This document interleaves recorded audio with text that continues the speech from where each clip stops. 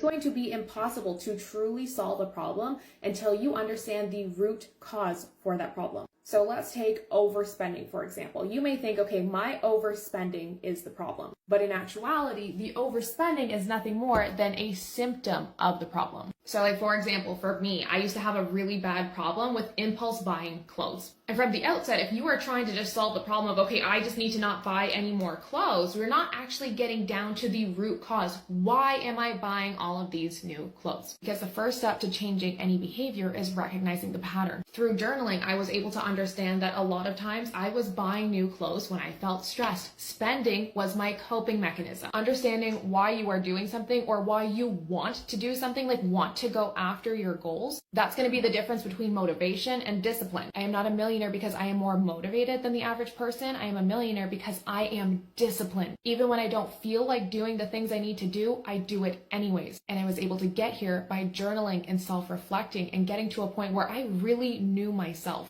I knew my triggers. I knew my values. If this is something that you want to start doing, a really easy first step is to actually start with reflection. Ask yourself what your current financial habits are, and I need you to be really honest here or it's not going to work. I want you to think about what your goals are, and I don't want to hear, I want to be rich, because nobody actually wants more money. They want the lifestyle that comes along with it. What does that lifestyle look like to you? What does that lifestyle feel like to you? And I want you to start thinking about what your why is. Why do you want financial freedom? What does that mean to you? What does that feel like? Is it for yourself? Is it for your family? Is it for your peace of mind? This is going to be the core of what moves you forward, especially on the hard days. Then you're going to start doing some weekly check-ins. What went well this week? Where did I struggle? What patterns did I repeat? What could I do differently? We're going to start training the mind to look for opportunities instead of challenges. You can ask yourself some questions around your financial fears, like, what is my biggest financial fear? Ask yourself, how does money make you feel? What are your limiting beliefs around money? Which is a belief that limits you in some way. So for example, the belief of, I need to work hard to make money. If you believe this,